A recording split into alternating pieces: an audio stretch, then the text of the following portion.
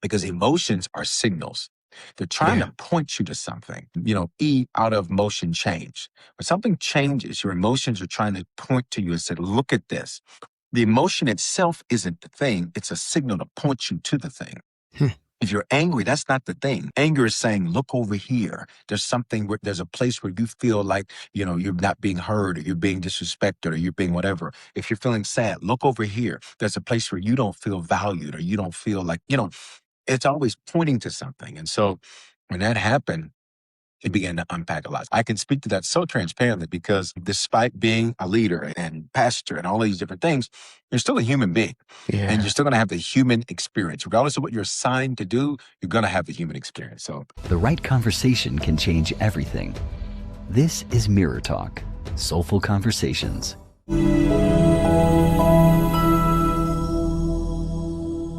Welcome back to Mirror Talk Soulful Conversations, where we explore the inner journeys that shape healing, purpose, leadership, and transformation. Today on Mirror Talk, we welcome Bishop Kevin Foreman, a pastor, author, entrepreneur, and transformational leader whose work helps people evolve spiritually, emotionally, financially, and relationally. Harvest Church is books, podcasts, and leadership platforms. It teaches people how to confront what has held them back, heal from what has wounded them, and step into the life they were created to live. Bishop Kevin, welcome to Miracle Podcast. How are you doing? listen, you know what? I'm doing amazingly well. Thank you for asking me. It's a great day. I'm here in Atlanta, Georgia today. It's somewhat of a rainy day, but I can see the sun coming out. And I think, you know what? We all go through things sometimes that reflect that. It might be raining right now, but the Yeah. sun is coming out. So anyway, it's a great day for me. Excited about it. I love the spring and the summer. I'm really into physical fitness. So I say sun's out, guns out. So when it gets warm like this, I could wear my tank top so that I could go do my jogs and my exercise Yeah. and stuff. So I'm good. How are you? I know it's your show, but since you asked me, I have to be Thank you jumping in so that much. shit. I'm also doing good. I'm enjoying spring also. I love, Yes. the very not so cold weather, not so warm weather, sunshine, it rains once in a while. It's a beautiful time to be in. Yeah. And Yeah. I'm just pumped up, to be speaking with you right now. So yeah, I'm so great. Listen, I'm doing excited. great. I'm excited to be with you. It's gonna be a great conversation. I'm excited. Yo, I don't know where we're going, and so I'm excited about this conversation. Yeah. Talking about where we are going, I don't know when when it comes to playing the game of wild cards, it's just 3 levels of cards that we have. The first level is icebreakers, and second level is confessions, and third level is getting deep. I'm shuffling the first stacks of card right now, and All I'll right, pick a let's card go. randomly. So I don't know I'm ready. where we'll go to with this conversation when it comes to wild cards. Are you ready? I'm ready. I'm ready. The card I pulled up from the first level says the question is, what is a place you need to travel to before you die? My goodness. There's places, but I will tell you the one that's at the top of my list when it comes to mind. Going to particularly on that Western coast and some of the African nations where they had the slave fortresses and the places where many, came to the end of their time on the continent of Africa, coming to America. I see people who have done that. And they tell me that it is a life-changing experience. And so for me, that's the first that comes to mind because the question says before you die. Yes. It's not like it was at the very top of my list because I think there's be so many emotions that are connected with that, to see that and to see the cruelty, to see all the things that go with that. But before I get out of the planet, I've got to go there. Yes, I hope you do that. I hope you do that very soon. I mean, Yes. yeah, yes. And maybe enjoy it with your family too, so that, it's going to be a Yes. wonderful shared Absolutely. experience. Yes. Yes, absolutely. So, are you ready for the next card? I'm ready. Let's go. So this is level 2 confessions. This is a question I've asked you already, but now it's asking you to confess. So the question is, how are you, but be more transparent than usual? Ooh, okay. Listen, I got it. So I love it. So I'm a very, they call me the people's bishop because I'm a very authentic leader who loves the people that I lead. Some people like crowds, but they don't like people. I like both. And I would say to answer that question, I am in the middle. We're getting ready to launch the new location here in Atlanta. I am in the middle of so many moving parts happening at one time from both a ministry standpoint and a business standpoint, because in addition to the ministry, which takes the lion's share of my time, I also have mergers and acquisitions. I buy companies and different things and stuff in business. And so that takes time also. There are so many moving parts now that I enjoy it. I love it. Also, I'm beginning to realize I've been a leader since I was 12 years old when I started my first business. That's when I got in ministry too. And I'm beginning to realize there's certain things I don't like about. And before, my thing was like, you got to like everything about what you do. So make yourself like it if you don't. I'm stepping into the phase of my leadership journey, my executive journey, where I say, there's certain things like I do not like that aspect of what I do. And I'm being okay with the fact that I don't like it. And not that stops me from doing it, but I'm owning the fact that there's just certain things like, what, I do not like that part of what I do. That's very human of you. I mean, yes. We can like everything, even though we enjoy what we are doing. Yeah, we can like every part of it. Yes. Yeah, exactly. And I'm finally being okay with that, because for a while, I would almost see it sometimes as like, that's not good. It's a bad thing. And where I am now is, no, it's a great thing. It's a great thing to be open and honest about where I'm at, where I stand, what I think, what I feel about it. And just because I feel it doesn't mean that I don't have to do it, and doesn't mean that I don't have to like it. But there's certain battles that come with your seat. Yeah. Not to go too deep, but there's a story about a guy named David. Most people kind of heard the story of David and Goliath, this little boy fighting this not little boy, but this teenager fighting this 9-foot plus tall giant. And what's interesting to me about that is that David, in his 70 years of life, he fought 66 battles. And so basically, every year of his life, he had some type of warfare, except 4 of them, right? Yes. And some years there probably was 2, and maybe a year where there was none. And so there's some things in life we just have to accept that it comes with life. It comes with your seat. It comes with being who you are. It comes with, if you're gifted, you're going to be afflicted. If you're anointed, you're going to be antagonized. If you're going to do something great, you're going to have great gutters. You're going to have great valleys you have to go through. It goes with it. So, it's just one of those things for me of recognizing it goes with the territory. Feel it and then move on. That's a message to take along from this conversation. Feel it and move on. Yes. And move on. Yep. Feel it, but I can't stay stuck there. Move on. Yes. Thank you so much for sharing that. I appreciate that. Yes. Yeah. Yes. My pleasure. Yeah. Are you ready for the last wildcard question? I'm ready. I love these. So the question is, what past trauma do you still deal with today? Whoa. This is so good. Okay. So about a year ago, a couple of things happened that were not major, but they had a major impact in my life. In fact, it was the month we were recording this. It was in this same month last year. And I live my life as a student. Majority of the rooms I'm in, 99.9%, I'm there as a teacher. But I don't go in that mindset. I go as a student. And I think that's one of the best things everybody could do in life is live your life as a student. Because when you live your life as a student and you don't see yourself as the expert, if you get a question wrong, you don't beat yourself up. If you're the expert and you get something wrong, well, you're supposed to be the expert. How'd you mess this up? How'd you do that? When you're a student, you're asking questions. You're lifting your hand. You're raising your hand. You're saying, I don't understand. What about that? What about this? Yeah. I live life that way. So anything I go through, I always live life through that lens of let me be a student. What can I learn? How can I grow? So about this time last year, some things had happened. Nothing major, quite honestly, but it took me down a whole path of tapping into some things that had happened in my childhood that I thought, honestly, I was good with.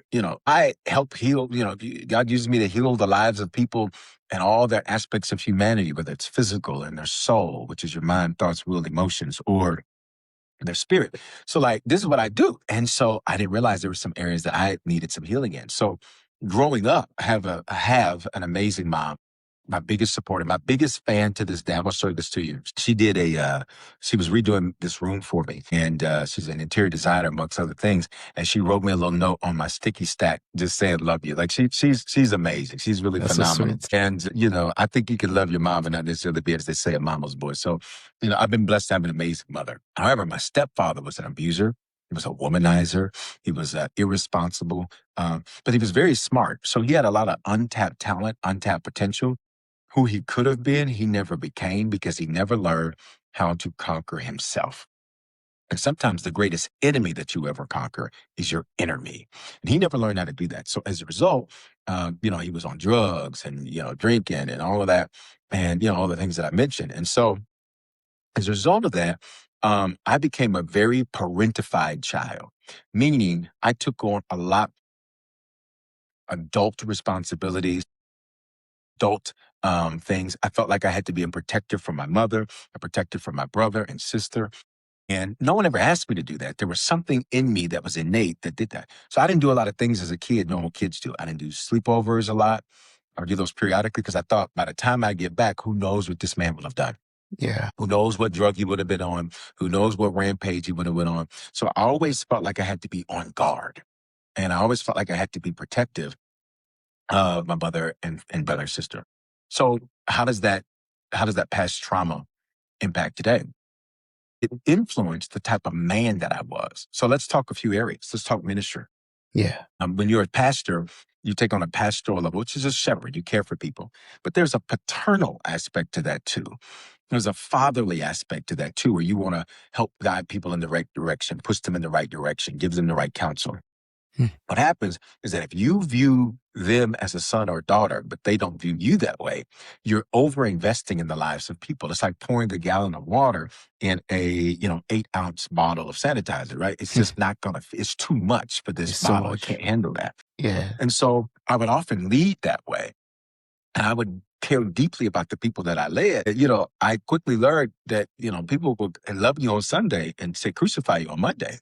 You can be the best thing since sliced bread on Wednesday, and then on Thursday, take me off your email list Yeah. type of thing. And so initially when that would begin to happen, it was hurtful because my loyalty was a loyalty that was real. Like I used to joke and tell people, if you got a check from Bishop Foreman that says loyalty, like take that to any bank, whether here or Germany or Nigeria or South Africa or Brazil or Florida, wherever, that check is going to cash. And so I had to learn that. Let's talk about relationships. I would often pick women that were projects.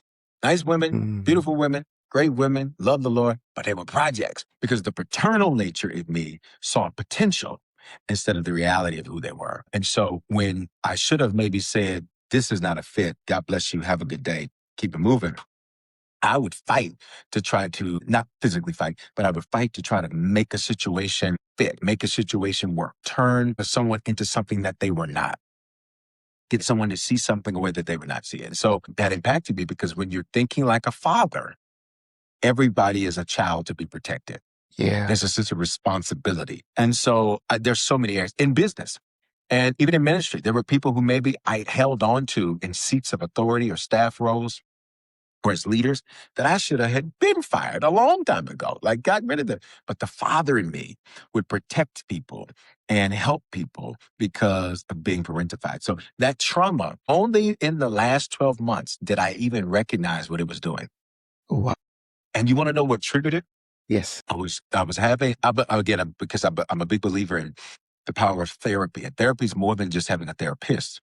The word therapy literally means to heal. Well, the Bible says in Exodus 15:26, God is our healer. So I believe God uses a bunch of things to bring healing and therapy, but he's ultimately the healer. And so I was driving down the street telling a friend of mine a story I had told a million times about a scenario that had happened when I was a kid where I heard my stepfather was choking my mother. And I didn't know that's what was happening at the time. And so I run up the stairs and the whole scenario and go through that.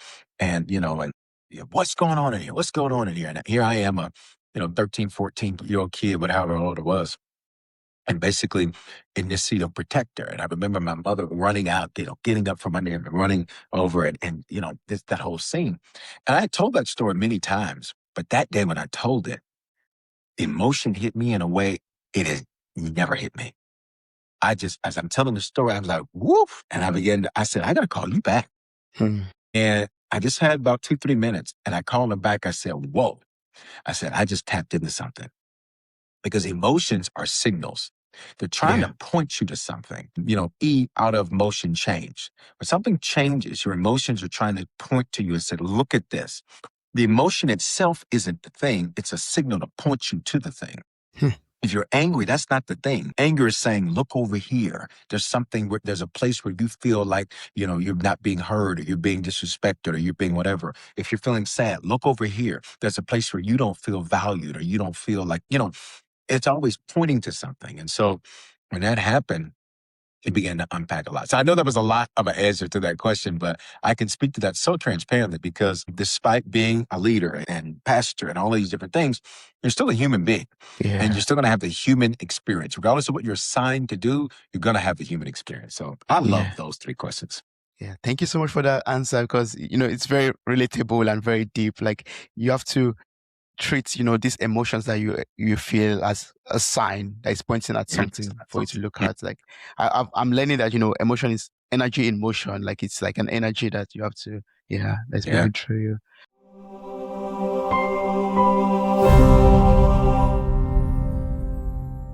Sometimes you do not need another episode. You need the right moment, the right voice, the right truth for where you are right now. Ask Mirror Talk is a space where you can bring real questions, honest feelings, and the life moments you are navigating.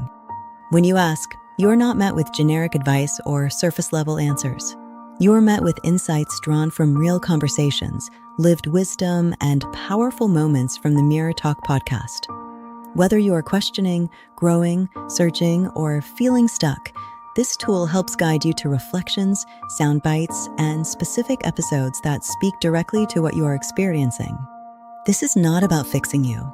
It is about meeting you. Ask what is on your heart. Mirror Talk will reflect back what may help you see more clearly.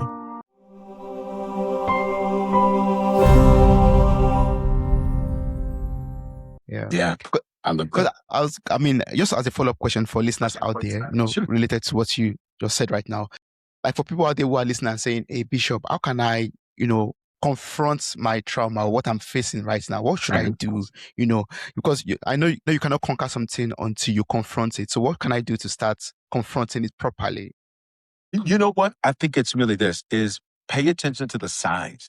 When and here's the way I'd say that, never waste a crisis. But as I mentioned, last April, some things, and they were very simple things. Like it was not very deep, but my prayer was, okay, God, let me get every lesson out of this. So here's where it starts. Okay, let me get every lesson. I need every lesson out of this loss.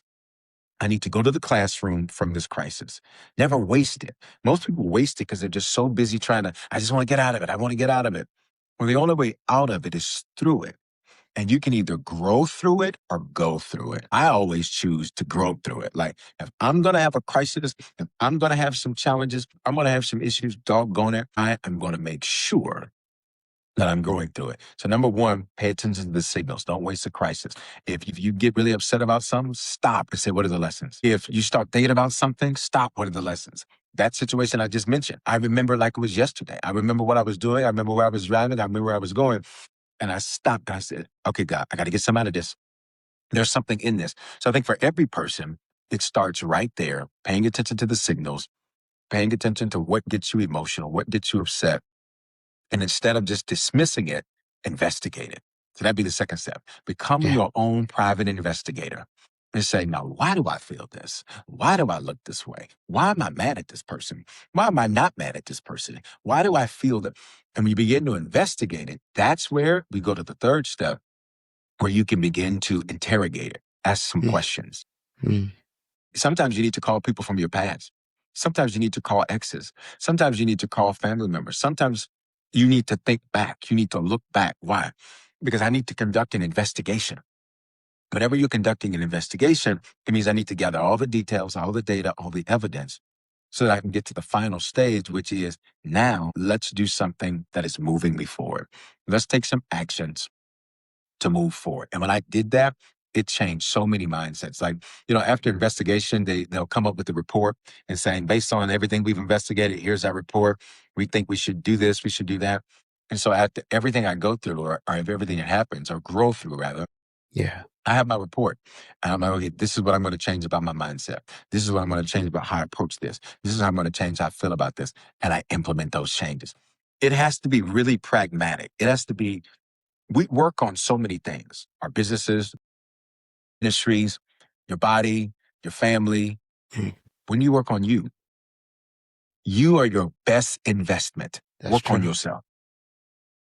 Work on yourself. I'll encourage everyone to, take those 3 steps. Like, I also believe once I'm able to pragmatically or intentionally take those 3 steps, I'll be able to even identify what is holding me back from becoming who I'm supposed to be? Like also what is holding me back here from being what God has created me to be also. Yeah. Yeah. And most of the time, here's what I've discovered. Most of the stuff that's holding us back is us. Most of the times people think, sometimes people say the devil. Well, okay, not knocking that that's true and that can happen. But could the greater deceit be that you're deceived by yourself and you don't even know it? One of my favorite stories in the Bible is this guy, John chapter 5. He's been sitting by the pool for 38 years. The Bible says once a year, the angel would come down, stir up the water, and whoever got in the water would be healed. Now, Jesus steps over 4 groups of people: blind, lame, sick, paralyzed. To this guy, the Bible says there's a spirit of infirmity. Infirmity isn't an issue. It's the handicap your mind creates about an issue. It's what you tell yourself you can't do because this happened. You can't do because of this background or this thing happened in your life. It's the limit you put on yourself. Jesus steps over all these other people, goes to this guy, doesn't introduce himself because the guy knows who he is. He says, "Do you want to be made well?" Watch the guy's response. "Sir, I have no one to put me in the pool." First excuse is you limited your life to you need somebody else to do it for you. And as long as you live your life waiting on somebody else to show up, you'll never show up for yourself. Then he says, "And when I am going, another steps in front of me." Wait a minute. When I'm going, you can walk. The whole time you're sitting here for 38 years, you could have walked. So what does Jesus say? He ignores the man's excuses. He says, "Get up, take up your bed," which literally means like get rid of it. Take up, get rid of it is the Greek word there. Get rid of your bed and walk. He doesn't lay his hands on him. He doesn't say be healed because he didn't need a healing. He was holding himself back for 38 years. For 4 decades, he held himself back. It is my belief that that's where most people are. Yes, there's issues of spiritual warfare and wicked. All of that's real. I believe that. That's real. But for most people, the biggest enemy, it's their enemy. Yeah. If you can tame you can tame anything. If you could tame you can tame anything. We have the power in us to free ourselves from a lot of things. Yes. So true. So true. Thank you. I can see already you being a bishop and, giving your bishopish answers here. And I really love that. I'm there for it. I really love the way you, shine more light to that scripture or that story of the Bible. So that's wonderful.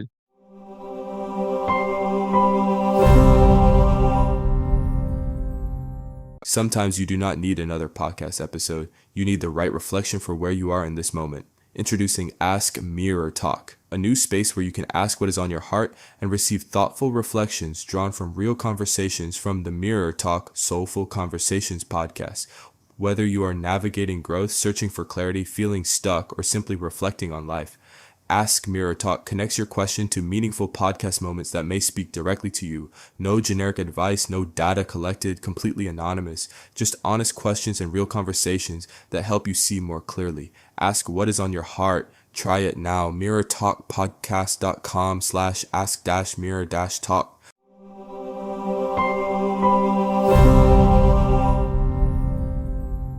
And I know, because on this podcast we talk a lot about, purpose and, becoming who you're supposed to be.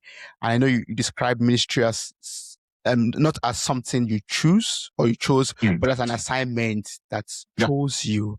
So I just like to know, like, how did you come to recognize that your life was meant to be about transformation? Yeah, so that's a good question. So when I was 12, so let's go back. The joke is I came out of my mom's room with a Bible and a briefcase. That I was spiritual and I had this affinity towards business and business stuff. Like that was the joke. Like everybody knew like this guy, he's different. I was different. Everybody knew that I was different. And that's just what it was. So I was always different. Like in grade school, I was the type of kid that was friends with the teachers and the administrators and the principals. Everybody else was trying to be friends with one another. And I said, why would I want to be friends with y'all? Y'all don't have no power. I need to be next to the people who got power. And that was the leader in me, drawn to leaders. So deep calls upon deep. You're drawn to what's in you. And so for some people, that's a revelation because sometimes people, maybe you're younger and you're drawn to older people. Well, that's wisdom. Right? Maybe you're, maybe it's the inverse. You're younger, you're older and drawn to younger people. Well, that's the desire to tap into passion. So anyway, you're drawn to what you are. And so, to what's in you. So I ended up, really quite honestly, being different my entire life. Started my first business when I was 12, get into ministry when I'm 12 as a drummer. I was horrible when I started as a drummer, but I eventually became good and was inducted into the Colorado Gospel Music Hall of Fame. That was a great honor. Didn't even know we had a Hall of Fame until I was inducted into it. And I was 16.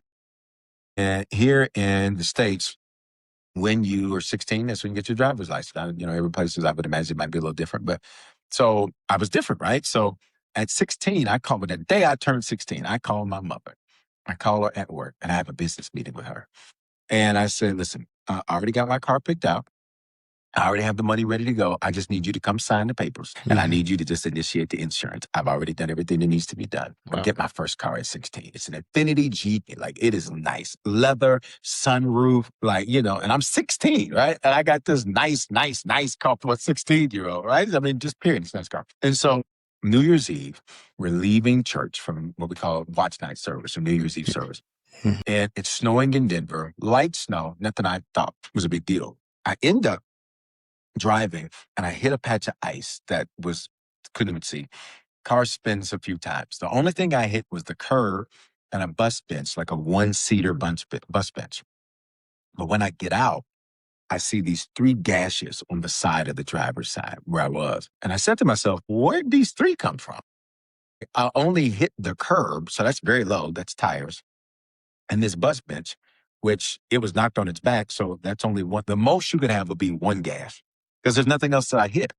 Where'd these 3 come from? That night, I felt attacked, like my life was attacked. And so I went home that night and I said, God, what do you want me to do? What do you want me to do? Because I got a pulse, so you got to have a plan. Because I felt like that night my life was attacked. And anytime life tries to assassinate you or take you out, that means you are about to discover why you were born. And so sometimes people have these near-death experiences or these really traumatizing experiences, and like, why did that happen to me? Wrong response. It's not why did this happen to me. It's what is this showing me about me? Why am I a threat to how do you get these gases in the car? Now, to the casual onlooker, they may look at that and think, it's just 3 gases on the car, no big deal. But I'm looking at it like there's no way this happened naturally. So this has to be something spiritual. And when you begin to study demonology and pneumatology, study of spirits and things like that, it suggests that when there's a spiritual attack that's got a demonic origin, you're going to see things happen in sequences of 3. And so when I saw that, I was like, this joker just attacked me. And so that night I went home. I'm 16. I write my very first message. I open up the Bible. I say, God, talk. You got to say something to me. You have to say something to me because my life was just attacked. Like, I didn't just go home like, oh, my God. I was like, you have to do this.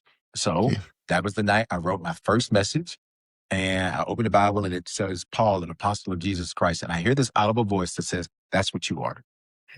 I didn't ever know what it was. That's what you are. And I'm going to use you to reach many people who are far from me. And to God be the glory. In the next 10 to 15 days, we'll cross the 13,000 mark of people who have given their lives to the Lord since we started.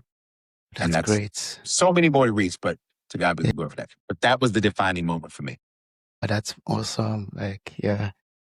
Impacting thousands of souls. That's beautiful. Yeah. It's such an honor. I love it. Yeah, and I'd like to learn from you already because from reading about you and from our conversation so far, I can see that you're doing a lot. Like, you have the ministry, you're an entrepreneur, you're a coach, a lot of things that you're doing. You're holding the Bible and the briefcase at the same time. Exactly. How do you balance it all? How do you manage everything? You know what? I think that's exactly it. I stopped trying to balance life and I live a prioritized life.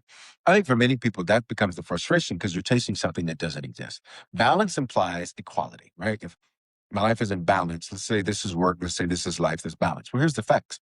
They're never going to be in balance because let's just look at life.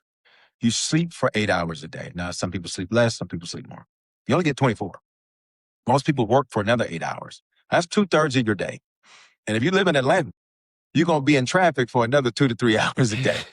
So you only really get to influence 5 hours a day of your life. That's not including eating. That's not including being on the phone, social relationships, church, whatever it might be. So here's the facts. Our lives are already out of balance.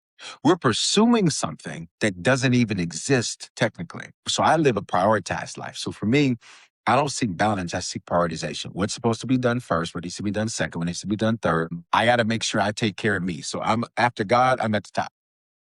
After God, I'm at the top. Why?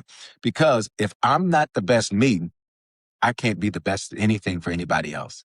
So I used to abandon me. I used to set myself on fire to keep everybody else warm until I realized they just stand there and watch you burn. True. And, oh, you're doing something. Oh my God. And you on fire. And that's just, right? So, and that's not a negative statement. It's a truthful statement, especially when you're an entrepreneur, a business owner, a leader, leading your household, a family, a father, a single mom, single dad, whatever. It's often all of the pressures on you. And the people who are the beneficiaries of that never really understand the pressures that go with that. And many people crumble under that pressure because they never learn how to address and deal with the pressure. And so for me, I decided I was going to live a long, healthy, anointed, prosperous life.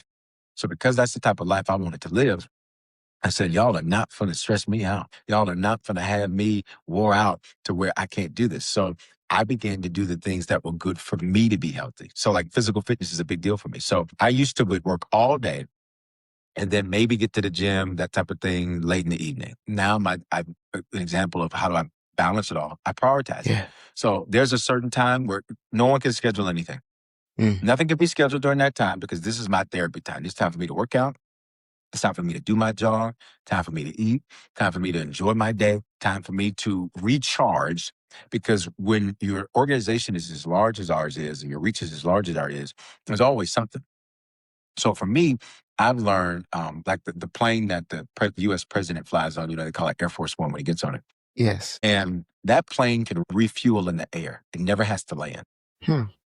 That's what a leader has to be like. You're going to have to learn how to refuel in the air. You can't keep landing your plane every couple of days. And you see it on social media where these people, oh, I'm just so overwhelmed. I'm just so stressed out. So I'm shutting everything down. You have to remain consistent. And so it's not to say that maybe that might not be necessary sometimes, but a better thing to do is to learn how to refuel while you're in the air.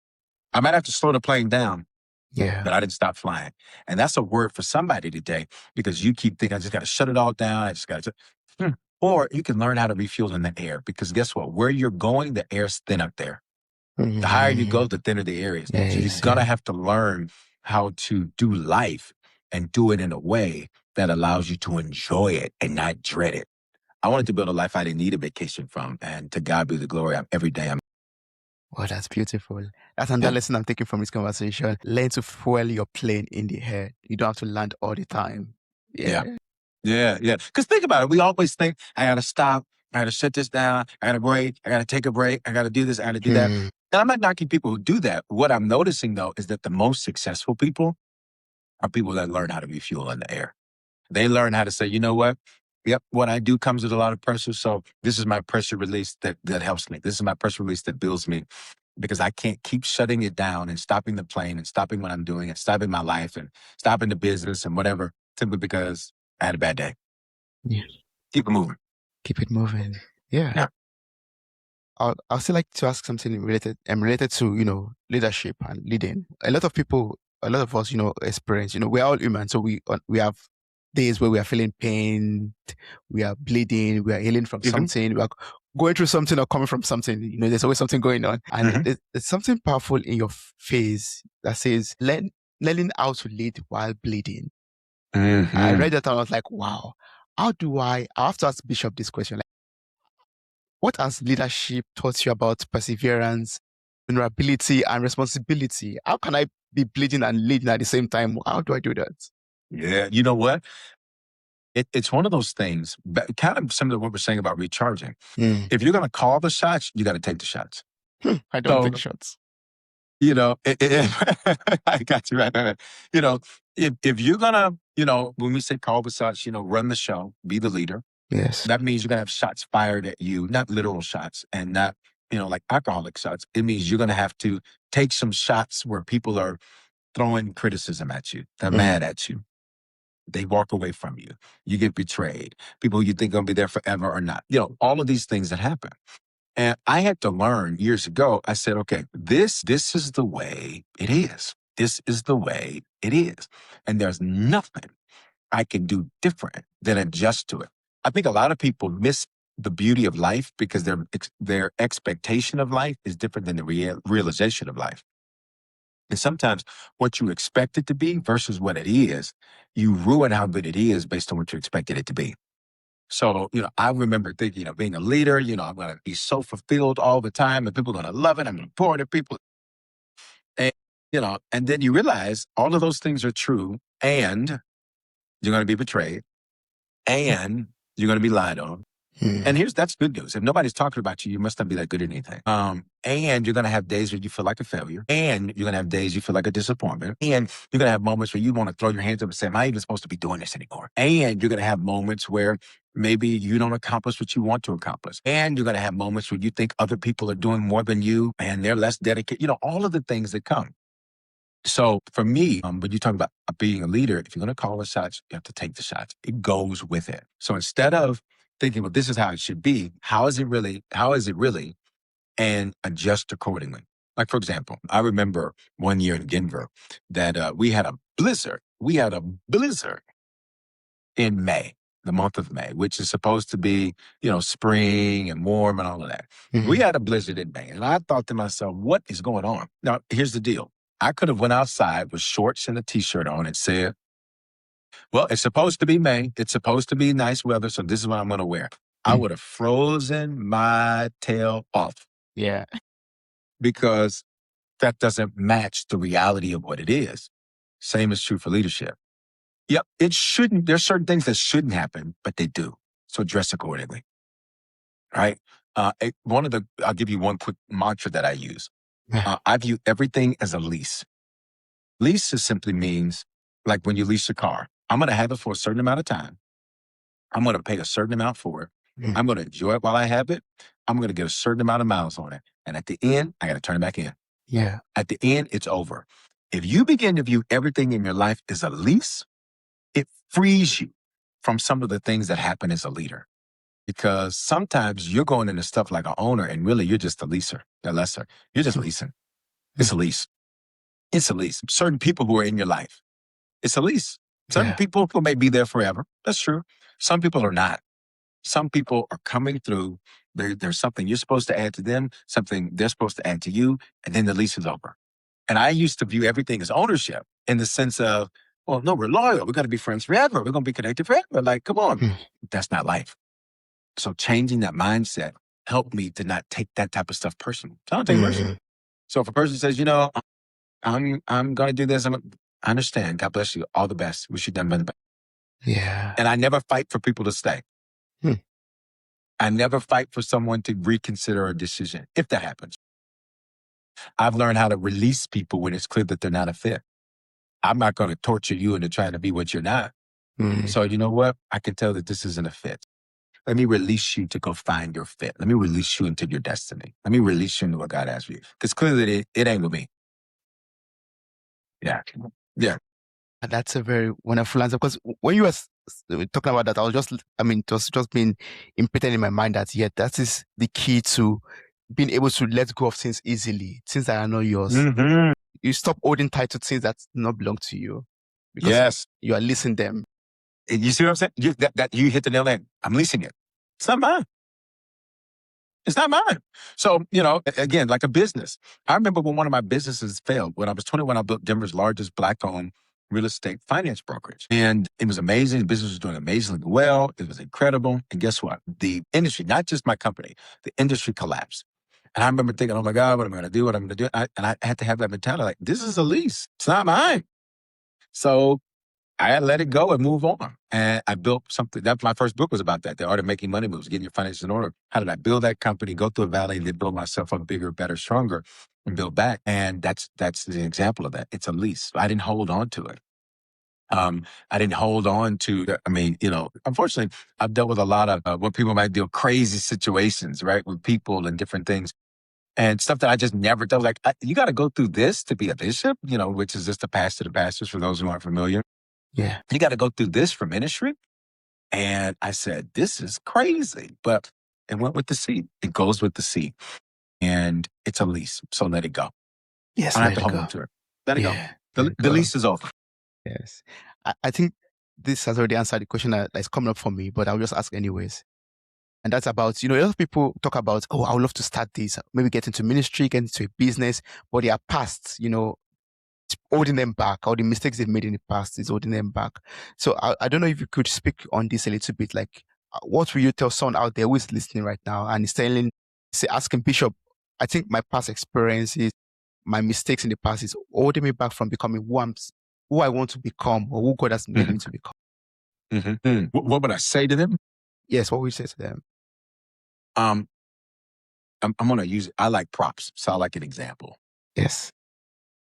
There's nothing holding me in this seat except my will and desire to be in this seat. So if someone says, I feel like it's holding me back, here's the more accurate statement. You have decided you can't move forward. That's the real statement, because nothing is holding you back. Well, they won't approve me. Ask someone else. Well, they told me no. Appeal the decision. Well, I don't have the resources. Of course you do. Everything you need, you can find. It's within arm's reach. It's within arm's reach. I built our ministry from scratch with nothing. And when I say let me be very clear. I'm not saying that as an arrogant statement, and give God all the glory for that. My businesses, scratch with nothing. There's no bishops in my family. There's no PhDs in my family. I'm the first one. There's no business. I'm the first one. There's nobody has done certain things, business and other areas. I'm the first one. Nobody handed me anything. I didn't have a silver spoon. I didn't have a plastic spork. Nobody handed me anything. And I'm not saying that to sound like, how people say, pull yourself up from your own bootstraps to somebody who maybe says, "Bismarck, I ain't got no boots." I'm not saying it like that. What I'm saying is you get to keep every limiting belief you have. So if you want to tell yourself that's holding me back, well, you get to keep that. But the reality is you've told yourself you can't move forward. You've told yourself I can't do it. You've told yourself it won't work. You've told yourself nobody's going to help you. What if you change? Here's the real thing. Here's what I'd say to them. Change the story you're telling yourself. Because you got real good at selling that story to yourself. They're holding me back. They don't want me to win. It's my ex. It's the government. It's my wife. It's the devil. It's my pastor. It's the church. We got so good at blaming everybody else, we sometimes don't know how to take responsibility for ourselves. Take responsibility for yourself. Change the story you're telling yourself. Change the story you're telling yourself. Yeah. That's not true. They're not holding you back. You're letting it hold you back. Yeah. Wow. I've learned so much from you already, Bishop. Oh, I love it. Oh, I love that. I love this. There's something for Christians, a lot of us focus on spiritual growth a lot and just focus on, hey, I'm going to just focus on God and God is going to do everything for me. God's going to make the way for me and fight my battles for me. But you speak about, personal evolution, emotional healing, financial mastery and leadership through your books and every services that you offer, apart from the church that you are the bishop over. So I'd just like to know, why do you believe spiritual growth must also touch practical areas like money, relationship, and purpose? Yeah, you said it, right? Because a lot of times Christians think God's going to do it all. So my question is, then what do you do? So what are you going to do? I'm just going to praise him and worship him. Okay, David praised and worshiped and then he had to go out and fight. True. Well, God's going to give me the territory. Joshua was told, wherever you step your foot, it's yours. But Joshua had to go put his foot on it. And Joshua had to take kings. In Joshua chapter 11, and I'm teaching about it right now, so that's why it's so fresh. All of the kings in an area came against him. All of them. Not one of them, all of them. You know what Joshua did to them? Nothing. In Joshua chapter 10, Joshua has this great victory where he takes out 5 kings. And this is the famous story where the Bible talks about the sun stood still, which really in our galaxy, that's how they understood it at that time. In our galaxy, we know that the planets revolve around the sun, which means it was actually more powerful than the sun standing still. The galaxy stood still because all of the planets had to stop moving so that Joshua could get his vengeance against his enemies, which is a bigger miracle than the sun standing still. But even so, we still have to this day leap years because of what Joshua prayed in Joshua chapter 10. Nobody else prayed that. Nobody's ever heard of it. In fact, the Bible says that never have there been a day that the Lord, obeyed the words of a man. Like, it was crazy stuff. These guys in Joshua 11 heard what happened. So they all come together. And the Bible says, it's as many of them as the sand on a seashore. They all come against Joshua. And God says, don't be afraid of them. You go out and fight them, and I will give you the victory. But what does Joshua have to do? Go fight. And then God basically is going to give Joshua, when you put your hand out, I'm going to put my hand on your hand. Yeah. When you take a step, I'm going to put my foot on your step. When you make a move, I'm going to put my move on your move. God works with us, not for us. That's why even when you get deeper into things like spiritual gifts, miracles, for example, it's called the working of miracles. That's the name of the gift. It's not miracles, because a miracle means I have to do nothing. The working of miracles means I had to work with God. Story like the woman with the issue of blood. Yeah. She touched him so much so he says, "Who touched me?" She's scared. And then she tells him the story. And he says these powerful words to her, woman, or daughter, excuse me. He says the end part. He says, "Your faith made you well." Translation, you did this. I didn't do this. First miracle, I know I'm going on and on, right? First miracle that Jesus does, water into wine. Mary is told by Jesus, "Woman, what does this have to do with me? It's not my time." Mary ignores that, puts a demand on him, and says to the servants, whatever he says, do it. What ends up happening? They start pouring, wine starts flowing. Yeah. So personal responsibility is important, because if you're just waiting on God to do something, you're going to think that God has abandoned you when he hasn't. You're going to feel like God isn't there for you, but he is. You're going to feel like nothing is working for you, but it can. All of that is predicated upon what you decide to do. Yes, what do you decide to do? Faith without work is dead. It's dead. It's dead. Bishop, I mean, this is a lot already as has been packed into this conversation. I really appreciate this. For people out there who still have more questions to ask you, who want to get your books already, who want to, maybe even join your church or ask you personal questions, what's the best way to do this? Well, one, again, let me just thank you for having me today. This has been an amazing conversation, number one. You're very good at this. And as I said to you beforehand, only time will tell the lives, only eternity will tell the lives that you've impacted by doing what you do. So thank you. Thank you so That's much. number one. My pleasure. Number two, people can connect with me on social media. In fact, I would love, if this show has blessed you, if there's something I said that encouraged you, built you up, gave you wisdom, let me know at Bishop Foreman on all the social media platforms. BISHOPFOREMAN. I actually respond to the messages. Now, I get several hundred a day, so it takes me a while, but I will respond. So if you shoot me a message and say, "I was watching on the podcast, I heard the podcast, this is what I learned, this is what I did," I would love, love, love, love to hear that. And then people can go to the website, bishopforeman.com, books, messages, more. In fact, we've got a special thing for your audience that if they're in the States, this will work. If they text the word Bishop to the phone number 55498, they'll get a link there with a discount. I think it's like 10% or something like that for all of my books. We got books about, as you mentioned, finances, breaking generational curses, evolving into the new you. Like there's tons of books that are going to add value to your life. As you've noticed, I like to be practical. So I'll just give these deep, that sounds great, but I can't do anything with it. Who cares if it sounds good and it doesn't work for my good? All of the books are going to do that. And one of the cool things about it is that anything people get from the store, whenever it benefits Harvest Missions, both domestic and abroad. I've never taken a royalty from a book or dime from any of my books. I've always given that 100% to the church. It never actually even comes to me. That's an FYI. And then people can connect with the church. We're a hybrid church in buildings and online. So the majority of people connected to Harvest have never been to the States. And in fact, we have tons of people who watch and are part of our family right there in Germany, all over the country. So people are connected to Harvest across America, around the world. That's awesome. I'm going to place all of this information in the show notes of this episode. So I encourage everyone to, visit the website already. Use the discount code Bishop, to get the book even in the United States. And, just watch a sermon. Just watch one of the videos and see, watch things that could bless your soul and change your life. Thank you so much, Bishop. That's been wonderful speaking with you. Thank you. My pleasure. Thank you for having me. If this conversation resonated with you, consider following or subscribing to Mirror Talk on your favorite podcast platform.